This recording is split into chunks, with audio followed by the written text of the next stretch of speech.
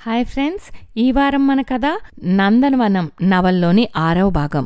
రచయిత్రి గోగినేనిమణి, చదువుతున్నవారు రాధిక గోగినేని. మరి 6వ భాగంలోకి వెళ్లే ముందు ఇప్పటిదాకా జరిగిన కథ ఏమిటో చూద్దామా? శ్రీపురంలో కులాల తారతమ్యం ఎక్కువగా ఉంటుందని, సూర్యం తక్కువ కులం వాడు కాబట్టి ఎక్కువ చనువు ఇవ్వద్దని సుభాన్షురాయ్ దంపతులను హెచ్చరిస్తాడు పద్మనాభస్వామి. వారి ఆస్తి అంతా హరించుకుపోయిందని తెలుసుకుని నిరసనగా వెళ్ళిపోతాడు. సూర్యానికి కాబోయే అమ్మాయి రవళి వీరి ఇంటికి వచ్చి శ్రీవల్లితో చనువుగా పరిచయం చేసుకుని వెళ్తుంది. ఆ తర్వాత ఏం జరిగిందో 6వ భాగంలో వినండి. విన్నారుగా, ఇక కథలోకి వెళ్దామా? నందనవనం సీరియల్లోని 6వ భాగం. కాసేపటి తర్వాత ఇంటికి వచ్చిన తండ్రి కొడుకులిద్దరికీ రవళి గురించి నవ్వుతూ వివరించి చెప్పింది. వాళ్ళు భలేగా ఉందే అంటూ విని నవ్వుకున్నారు. సరే, బాగా చూసావుగా, ఇంతకీ అమ్మాయి ఎలా ఉంది? ఆయన అడిగిన ప్రశ్నకి, కల్మషం లేని పిల్ల, కలువు పువ్వులా ఉంది, పేరు రవళి, మొహం కూడా కళకళ్లాడుతూ ఉంది అంటూ సమాధానం చెప్పింది. నువ్వు మంచి మార్కులే వేస్తున్నావన్నమాటేగా అంటూ ఆయన చిన్నగా నవ్వారు. శ్రీవల్లి కొడుకువైపు చూస్తూ కొంచెం కోపం నటించింది. నీకు చెప్పి ఎన్నాళ్ళయింది? ఆ అమ్మాయిని తీసుకువచ్చి చూపించనే లేదు. చూడు, సూర్యానికి కాబోయే అమ్మాయి ఎంత చొరవగా వచ్చి పరిచయం చేసుకుందో. ఎవరైనా మొదట పెద్దవాడికి అనుకున్నాకేగా రెండోవాడికి చూస్తారు. ఇక్కడ అటూ ఇటూ అవుతోంది. ఏమిటమ్మా నువ్వనేది? సూర్యం ప్రేమ వ్యవహారం ఏమిటో ఆ రవళి అనే అమ్మాయి గురించి చెప్పావు. దీనికి నాకు ఏమిటి సంబంధం? నా మీద నిష్ఠూరం ఎందుకు? రామం మాటలకు శ్రీవల్లి చొరచొర చూసింది. నిజంగా నీకు గుర్తులేదని నన్ను నమ్మమంటావా? ఈ ఇంటిని నువ్వు బాగు చేసేటప్పుడు నీకు సాయం చేసిన అమ్మాయిని రమ్మనమని చెప్పి నాకు పరిచయం చేయమని చెప్పా కదా. ఇప్పుడేమో గుర్తులేనట్లు అడుగుతున్నావు. మీ నాన్న ఉన్నారని నటిస్తున్నావేమో, నేనంతా చెప్పేశాలే. రామం చిరునవ్వుతో ఏదో చెప్పబోతుంటే ఆయన అడ్డం వచ్చి చెప్పాడు. అంత కోపం వద్దు లచ్చిందేవి, మేము ఆ పని మీదే ఉన్నాం. అన్నీ కుదిరాక నీకు చెప్పవచ్చు అనుకున్నాం. నిజం, ఇప్పుడు వాళ్ళింటి నుండే వస్తున్నాం. ఏమిటి అంటూ శ్రీవల్లి ఆశ్చర్యంగా చూసింది. ఆ అమ్మాయి వాళ్ళ ఇంటికి వెళ్ళొచ్చారా? ఏదో పని మీద వెళ్ళారని అనుకున్నానే. అయినా నన్ను తీసుకెళ్ళకపోయినా పర్వాలేదు గాని కనీసం ఒక్క మాటైనా చెప్పకూడదా? వాడికి నేను తల్లినని మర్చిపోయారా? పైగా అన్నీ కుదిర్చి అప్పుడు నిదానంగా చెప్దామనుకున్నారా? ఇంత అన్యాయం ఎక్కడైనా ఉంటుందా? ఆమె రుసరుసలకు వాళ్ళిద్దరూ చిన్నగా నవ్వేసరికి ఆమెకు కోపం మరింత పెరిగి తీక్షణంగా చూసింది. రామం చిరునవ్వుతో జవాబు చెప్పాడు. అమ్మా, నువ్వనుకుంటున్నట్లుగా ఏమీ పెళ్లి సంబంధం గురించి మాటలకు వెళ్ళలేదు. నిజంగా వేరే పని మీదే ఓ స్థలం చూడటానికి వెళ్ళాం. నాన్న తమాషా చేస్తున్నారు అంతే. శ్రీవల్లి ఆ మాటల్ని నమ్మనట్లు ఆయన వైపు చూసింది. తమాషాగా నవ్వుతూ ఆయన, లచ్చిందేవి, నేను నిజమే చెప్తున్నాను. అమ్మాయిని చూసా, నాకు బాగా నచ్చింది అన్నాడు. ఆవిడ విస్మయంగా చూస్తూ, మీకు నచ్చటం ఏమిటో, రామానికి కదా నచ్చాలి అని ఎదురు ప్రశ్న వేసింది. ఆయన మునుపుట్లాగే మళ్ళీ నవ్వాడు. ఆ విషయం గ్రహించకుండానే నేను అమ్మాయిని చూస్తానా? అయినా ఈ ఇంటికి కాబోయే కోడలు మనకి నచ్చాల్సిన అవసరం లేదా? ఆవిడ వెంటనే అడిగింది. మరి నన్ను కనీసం సంప్రదించను కూడా లేదు కదా, దీనికేమంటారు? ఇది తప్పేగా? అవును, నిజంగా తప్పే జరిగిందని ఒప్పుకుంటున్నాగా. కాకపోతే ఇది కావాలని తెలిసి చేసిన తప్పు మాత్రం కాదు. అనుకోకుండా అలా జరిగిపోయింది అంతే. తండ్రి మాటలకు రామం పెద్దగా నవ్వేసి, నాన్న తమాషా చేస్తున్నాడమ్మా, నీకు నేను చెప్పిందే నిజం అన్నాడు. ఆవిడ వాళ్ళిద్దరి వైపు ఏది నిజమన్నట్లు చూసి, ఈవేళ అంతా నాకన్నీ విడ్డూరాలే. సూర్యాన్ని ఇష్టపడ్డ అమ్మాయి మనకు లేని అమ్మాయిని చూడ్డానికి వచ్చానంటూ ఊడిపట్టం ఎంతగా ఉంటే, మీరిద్దరూ పని మీద వెళ్తున్నామంటూ చెప్పి వెళ్ళొచ్చాక కాబోయే కోడల్ని చూసామని చెప్పటం మరీ ఆశ్చర్యంగా ఉంది. ఆ పైన మీ ఇద్దరిలో ఎవరి మాటలు నిజమో అర్థం చేసుకోలేని అయోమయం ఒకటి అంటూ మాటల్ని సాగదీసింది. ఆవిడ తీరుకు వాళ్ళిద్దరూ మళ్లీ నవ్వులు చిందించారు. ఇంటి పనుల్లో సాయం చేయటం వరకే గాని ఆ అమ్మాయితో నీకు అంతకుముందు పరిచయమే లేదని చెప్పావుగా అంటూ శ్రీవల్లి రామం వైపు నిష్ఠూరంగా చూసింది. అవును, ఆ మాట నిజమే. అదే ఇప్పుడు చెప్తున్నాను.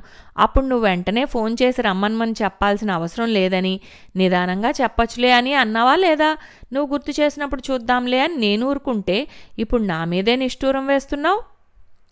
రామం మాటలకు ఆయన చిన్నగా నవ్వుతూ శ్రీవల్లి వైపు తిరిగి అన్నాడు. సరే, నేను చెప్పేది విన్నాక అప్పుడు నీకు ఎవరి మాటలపై నమ్మకం కలుగుతుందో నీకే తెలుస్తుంది. సరే చెప్పండి, ఇంటికి మరమ్మతులు మొదలు పెట్టాకనే ఆ అమ్మాయితో పరిచయం కలిగిందని రామం చెప్పిన మాటల్లో నిజం లేదా? నేనేమన్నాను? అంతా విన్నాకనే మాట్లాడమన్నాను. మొదట్లోనో మధ్యలోనో ఇలాంటి ప్రశ్నలు వేయనంటేనే చెప్తాను. సర్లేండి, కండిషన్స్ చాలానే పెడుతున్నారు, కానివ్వండి, నేనేం ప్రశ్నలతో అడ్డురాను హామీ ఇస్తున్నట్లుగా శ్రీవల్లి అంది. ఆయన మొదలుపెట్టాడు. ఆ రోజు ఇంటి పనులకు అవసరమైన కొన్ని వస్తువుల్ని ఎడ్లబండిలో వేసుకుని తోలుకు వస్తుంటే శ్రీవల్లి ఆశ్చర్యంగా, మీరా, రామం కాదా అని అడిగింది. హబ్బా అంటూ ఆయన తలపై చేత్తో చిన్నగా తట్టుకున్నాడు. నీకు ముందుగానే చెప్పానా? నాకు తెలిసిన సమాచారాన్ని నీకు చెప్పటంలో కొన్ని ఏవో పొరపాట్లు వస్తుంటాయి. వాడి కాదని నేను చెప్పటం కదా, అర్థం చేసుకోవాలి, అంతేగాని అడ్డదిడ్డం ప్రశ్నలతో అడ్డుపడకు. నాకు అసలే సరిగ్గా చెప్పటం రాదు, నువ్వైతే బాగా వర్ణించగలవు గాని. ఆ మాటలకు శ్రీవల్లి పెదవుల్ని అటూ ఇటూ తిప్పి, సరే, నాది అలవాట్లో పొరపాటే, ఇక ప్రశ్నలు వేయను గాని కానివ్వండి, విషయం ఏమిటో తెలుసుకోవాలని నాకు అసలే మహా ఆతృతగా ఉంది అంది. సరే సరే, అలాగే కానిస్తా. ఒక అమ్మాయి దారికి అడ్డంగా నిలబడి, నాకు లిఫ్ట్ కావాలి అని అడిగింది. తనకేదో సాయం కావాలన్నట్లుగా కాకుండా ఆ మాటల్లోని అతిశయానికి కొంచెం కోపం వచ్చి, ఇదేం నీ బాబుగారు బండి కాదు, నీ ఆజ్ఞల్ని పాటించే నౌకర్ని కాదు, అయినా కొత్త వాళ్ళకి నా బండిలో చోటు ఇవ్వబడదు అని నిర్మోహమాటంగా చెప్పేసరికి, నేను కాదులే, మనవాడే రామం అని అర్థం చేసుకున్నావుగా. ఆ అమ్మాయి ఆవేశంతో రెచ్చిపోయి, నేనెవరో తెలియదంటే ఎలా నమ్మటం? మన కాలేజీలో నీకు జూనియర్ని, కాలేజీ బ్యూటీగా పేరు పొందిన దాన్ని తెలియకుండా ఉంటానా? చుట్టుపక్కల కాలేజీల వాళ్ళకే నేను తెలుసు కదా అంది. బ్యూటీ అంటే అందమైన వాళ్ళని కదా అంటారు అని మనవాడు అమాయకంగా మొహం పెట్టి ఎదురు ప్రశ్న వేశాడట. అవును, నా అందచందాలకేం తక్కువ? మంచి రంగు, తీరైన ముఖ కవళికలు అని అందరూ మెచ్చుకోవటం వల్లనేగా నాకు ఈ కీర్తి కిరీటం వచ్చింది అంటూ బింకంగా చూసింది. మనవాడు కవ్వించేట్లుగా పక్కపక్కలాడి, అందచందాలంటే అందర్లా రంగు రూపురేఖలనే అభిప్రాయం నాకు లేదండి. అందం అంటే చక్కని చిరునవ్వు, మంచి మాట తీరు అనే భావన మా అమ్మ కలిగించింది. అలాంటి భావాలతో పెరిగిన వాడిని అవటం వల్లనే కాబోలు మీ గురించి అందరూ అనుకునే మాటల్ని నేను లక్ష్య పెట్టలేదేమో, అందువల్లనే మీ పరిచయ భాగ్యము కలగలేదనుకుంటా అనేసరికి ఆ అమ్మాయికి ఆ మాటల్లో కనిపించిన వ్యంగ్యానికి కొంచెం మండింది. తర్వాత ఒక నిమిషం ఆలోచించుకుని నిజమే కదా అనుకుందేమో, నిజాయితీగా అదే ఒప్పుకుంది కూడా. అవును, నిజమేనండి, నాకు సాయం కావలసినప్పుడు వినయంగా అర్థించినట్లు అడగాలనే విషయం మర్చిపోయి అథారిటీ చూపించాను, తప్పే అంటూ బండిలోకి ఒక దూకు దూకింది. ఆ దూకుడికి మనవాడు గాల్లోకి 6 అడుగులు ఎగిరి కిందపడి మళ్ళీ సర్దుకుని నిదానంగా బండెక్కి పగ్గాలు అందుకున్నాడన్నమాట. మనవాడి తీరుకి ఆ అమ్మాయి పక్కపక్కలాడితే ఇప్పుడు మనవాడు ముగ్ధుడైపోయాడు. ఇప్పుడు మీలోని అందచందాలన్నీ బయటపడి మిరుమిట్లు గొలుపుతున్నాయంటే నమ్మండి. శారీరకంగా ఎంత తీరుగా ఉన్నా సరే అహంకారపు చీకటి తెరలా కప్పేస్తుందనేది మాత్రం నిజమండి. అలాంటి వాళ్ళు నా దృష్టిలో అసలైన అందవికారులు. అతిశయపు జాడ, ఆడంబరపు నీడ లేని చిరునవ్వు ఎవరికైనా అందాన్నిస్తుందన్నది అంతే నిజం. ఒప్పుకుంటారా అని అడిగేసరికి ఆ అమ్మాయి అవునన్నట్లు తల ఊపింది. ఇప్పుడు చెప్పండి, మిమ్మల్ని ఎక్కడికి తీసుకెళ్ళాలి? మీ ఇంటికేనా? దారి చెప్పాలి మరి అనగానే ఆ అమ్మాయి చిరునవ్వుతో, ఇంటికే, కానీ దారి మీరే చెప్పాలి, నాకు సరిగ్గా తెలీదు అంది ముసిముసి నవ్వులతో. అదేమిటి అని వీడు ఆశ్చర్యంగా కళ్ళు పత్తికాయలంత చేసుకుని వింతగా చూశాడు. దానికి ఆ అమ్మాయి, మరి దారి తెలీదని ఎందుకన్నానంటే, ప్రస్తుతం ఉంటున్న మా ఇంటికి కాకుండా ముందు ముందు మనది అనుకునే ఇంటికి మీతో కలిసి వెళ్ళాలనుకుంటున్నా కాబట్టి దారి మీరే చెప్పాలని అంది. అంత తొందరపాటు నిర్ణయాలు తీసుకోవటం ఎవరికీ మంచిది కాదు. మన పరిచయం ఎంత? మహా అయితే ఓ 10 నిమిషాలు. అంత తక్కువ సమయంలోనే ఇలాంటి మాటలు నాకు అస్సలు నచ్చవు. మనోడు అంత నిక్కచ్చిగా చెప్పినా ఆ అమ్మాయి కోపం తెచ్చుకోకుండా అసలు విషయము చెప్పింది. 10 నిమిషాలని మీరు అనుకుంటున్నారు కానీ నేను మాత్రం మిమ్మల్ని 2-3 ఏళ్లుగా మీ తీరుతెన్నుల్ని గమనిస్తూ మీ గురించి చాలా తెలుసుకున్నాను అందట. మరి మీకు నా గురించి వివరాలన్నీ తెలియాలంటే సమయం కావాలి కాబట్టి ఇప్పుడే మనం ఓ అభిప్రాయానికి రావాల్సిన అవసరం లేదు. ఇందాక నేనేదో అన్నాను కానీ మొదటగా అనుకున్నది మాత్రం ఇది. మా ఊరికి బాగా దగ్గర ఊరికే మకాం మారుస్తున్న మా కాలేజీ అబ్బాయికి కొంచెం చేదోడు వాదోడుగా ఉందామనే. అంటే నేను ఇంతకుముందు చెప్పిన మాటలన్నీ కల్పనలని అనుకోకండి, నిజమే అయితే ప్రస్తుతానికి మనం పరిచయస్తులం మాత్రమే. ముందు ముందు మీకు నా పట్ల ఇష్టం ఏర్పడితే అప్పుడు పెద్దల ద్వారా ఓ నిర్ణయానికి వద్దాం అంది. రామం కూడా, మా ఇంటికే వస్తున్న మీతో కొంచెం దూకుడుగా మాట్లాడినందుకు సారీ, సాయం చేస్తానన్నందుకు థ్యాంక్స్ కూడా చెప్తున్నానన్నాడట. ఆ మాటలకు ఇద్దరూ సరదాగా నవ్వుకున్నారు. ఆ తర్వాత ఇద్దరూ కలిసి ఇంటి పనులన్నీ చక్కబెట్టారు అంటూ ఆయన ముగించగానే రామం చాలా ఆశ్చర్యంగా చూస్తూ, నాన్న, ఇవన్నీ ఇంత వివరంగా చెప్పారు, ఎలా? చాలా చిత్రంగా ఉందే అన్నాడు. నేను చెప్పిందంతా నిజమే కదా, చెప్పే తీరులో ఏదో 1-2 మాటలు మాత్రం కొంచెం కల్పనగా ఉన్నాయేమో గాని అసలు విషయం అంతా నిజమేగా. తండ్రి మాటలకు రామం తలూపుతూ, అదే మీకెలా ఇంత వివరంగా అనేదే నా ఆశ్చర్యం అన్నాడు. ఆయన నవ్వాడు. మీ ఇద్దరు అంటే నువ్వు పరమేశ్వరం గారు స్థలం చూడటానికి వెళ్ళారుగా, అప్పుడు నేను ఒక్కడనే వాళ్ళ ఇంట్లో ఉండిపోయానా? అప్పుడు ఆ అమ్మాయి టీవీ చూస్తారా, మ్యాగజైన్లు చదువుతారా అంటూ ఇన్ని పుస్తకాలు, టీవీ రిమోటు చేతికిచ్చింది. నేను కూర్చోమని చెప్పి మాటలు కలిపాను. అలా అలా మాటల్లో విషయమంతా కూపీలాగాను. ఎటువంటి అరమరికలు లేకుండా తన మనసంతా విప్పి చెప్పేసింది. చాలా మంచి అమ్మాయి అని అనిపించింది. ఇప్పుడు విషయం తెలిసిందా? రామం తల ఊపి ఊరుకున్నాడు. శ్రీవల్లి సంబరంగా చూస్తూ, మనకి ఆ అమ్మాయికి ఇష్టం కలగటం మాట అటుంచండి, ఇప్పుడు మారిన మన పరిస్థితులను బట్టి వాళ్ళ పెద్దవాళ్ళ అభిప్రాయం ఎలా ఉంటుందో అంది. అవును, ఆ సందేహం నాకు వచ్చింది. తండ్రి కూడా ఆ అమ్మాయిలాగే ఏవేవో ఆలోచనలు చేసేస్తూ చాలా వేగం చూపిస్తున్నాడు అనిపించింది. అందుకే మొన్న మధ్య పద్మనాభం గారితో చెప్పినట్లుగానే మన ప్రస్తుత పరిస్థితి గురించి వివరించాను. దానికి ఆయన, ఈ విషయాలన్నీ మేము విన్నానులేండి అనేశాడు. ఏ వార్త అయినా ఇంత వేగంగా విస్తరించేస్తుందన్నమాట. అందుకే కాబోలు ఈ ఊరి వాళ్ళు కొందరు సానుభూతిగా చూస్తూ ఏవోవో సలహాలు ఇస్తుంటే ఎందుకో అనుకున్నాను గాని మన ఆర్థిక పరిస్థితి గురించి తెలిసింది కాబట్టి అని ఇప్పుడు అర్థమైంది. కొందరు పూలమ్మిన చోట కట్టెలమ్మలేమనే సామెతను గుర్తు చేసి అందుకే మనం ఈ ఊరికి వచ్చామనే విషయాన్ని గ్రహించగలిగినట్లుగా తమ తెలివితేటల్ని తెలియచెప్పారు. మధ్యలో శ్రీవల్లి కల్పించుకుని, ఇంతకీ ఆ పిల్ల తండ్రి ఏమన్నాడో అది చెప్పండి ముందు అంది.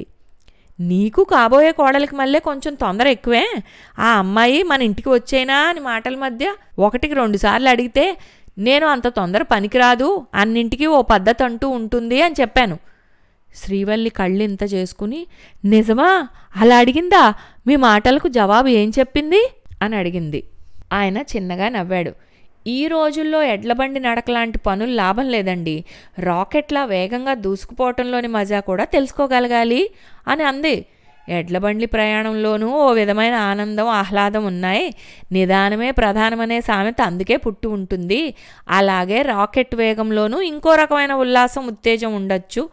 ఎవరు మనస్తత్వానికి తగ్గ విధానాన్ని వాళ్ళు ఎంచుకోవడం మంచిదే అని నేను చెప్పాను. మీరు సరిగ్గా ఇలాగే చెప్పి ఉంటారని నేను అనుకున్నాను. మాట్లాడటం బాగా రాదంటూనే చాలా చెప్పేస్తుంటారు. నన్ను మాత్రమే మాటల పోగుగా ముద్ర వేసేస్తారు. నేను ప్రవచనాలు, సూక్తులు ఎక్కువగా చెప్తుంటానని అందరికీ ప్రచారం కూడా చేస్తున్నారు. సూర్యం చెప్పాడని రవళి కూడా ఈ మాట అంది. అంతే కదా, ఆ మాత్రానికే ప్రచారం జరిగిపోయినట్లా? మీరిప్పుడు చెప్పారుగా రామం సంగతి. అందం గురించి మాట్లాడుతూ ఆ అమ్మాయితో మా అమ్మ చెప్పిన నిర్వచనం వేరు అని అన్నాడు కదా. అంటే ఏమిటి? ఈ ఊళ్ళో నాకు ప్రవచనాల ప్రవల్లిక అనే పేరు ఖాయమైపోయినట్లు కాదు? శ్రీవల్లి మాటలకు ఆయన పెద్దగా నవ్వాడు. నీకు అలాంటి పేరు వస్తే బాగుంటుందేమోననే కోరిక కలిగి ప్రవచనాల పెద్దమ్మ, సూక్తులు సూరమ్మ అనే పేర్లు రాకుండా మంచి పేరు సెలెక్ట్ చేసేసుకున్నావని నాకు అనిపిస్తోంది. మరి ఆవిడ ఆయన వైపు కొంచెం నిష్ఠూరంగా చూసినా యథాలాపంగా మురిపెంతో పెదవులు ముడుచుకున్నాయి. ఆ విషయాన్ని గమనించిన ఆయన సరదాగా నవ్వుకున్నాడు. శ్రీవల్లి లేచి వంటగదిలోకి అడుగులు వేస్తూ, ఇక భోజనాలు కానిద్దాం అని ఏదో గుర్తుకు వచ్చినట్లు నిలబడి వాళ్ళిద్దరి వైపు చూస్తూ అడిగింది. అవును, ఎంతసేపు ఆ అమ్మాయి అనే అంటున్నారు, పేరేమిటి అని అడిగింది. అవును, ఏం పేరు అనుకుంటున్నట్లు పైకి అంటూ ఇద్దరూ ఒకరివైపు మరొకరు చూసుకున్నారు. ఏమిటోనమ్మా, ఆ విషయం మర్చిపోయాం, అడగలేదు. వాళ్ళింట్లో వాళ్ళు కూడా ఏదో ముద్దు పేరుతో చిట్టి అనో లేక చంటి అనో పిలవటం మాత్రం జ్ఞాపకం ఉంది. రామం చెప్పిన మాటలకు ఆవిడ, బాగుంది, పేరు కూడా అడగలేదన్నమాట అంటూ నుదురు కొట్టుకుంది. ఆయన వెంటనే కల్పించుకున్నాడు. మేం పేరు మాత్రమే కదా అడగలేదు, మిగతా వివరాలన్నీ తెలిసాయిగా. కొన్ని నేనడిగా, మరికొన్ని వివరాలు మాటల్లో అవే తెలిసాయి. అన్నీ నీకు పూసగుచ్చినట్లు వివరంగా చెప్పా కూడా కదా. ఆవిడ అవునన్నట్లు చూస్తూ అంది. మన ఆర్థిక పరిస్థితులన్నీ తారుమారు అయ్యాయని తెలిసి కూడా మనతో సంబంధం కలుపుకోవటానికి వెనకాడటం లేదంటే వాళ్ళది నిజంగా పెద్ద మనసే. ఆ అమ్మాయి తండ్రి ఓ మాట అన్నాడు, ఆస్తిపాస్తులదేముందండి, పోతే పోతాయి, వస్తే మళ్ళీ వస్తాయి, రాకపోయినా చింతించాల్సిన పని లేదు. మీ అబ్బాయి చదువు తెలివితేటలు ఎక్కడికి పోలేవు కదా, ఎవరూ లాక్కోలేరు కూడా అన్నాడు. నిజం కదూ, పరిస్థితులు స్థితిగతుల్ని బట్టే కాకుండా కొందరు వ్యక్తులకు వ్యక్తిత్వాన్ని బట్టి విలువ వేరే ఉంటుందని గ్రహించినవాడాయన. మనవాడు అలాంటి బాపతని గుర్తించిన పెద్ద మనిషి మరి అంటూ ఆయన నవ్వాడు. చూపుల్లో మీసం మెలేసిన భావం వచ్చింది. అబ్బో అన్నట్లుగా ఆవిడ ఓ చూపు విసిరి వంటగది వైపు అడుగులు వేసింది. ఇంతటితో 6వ భాగం సమాప్తం. వచ్చే వారం 7వ భాగంతో కలుద్దాం.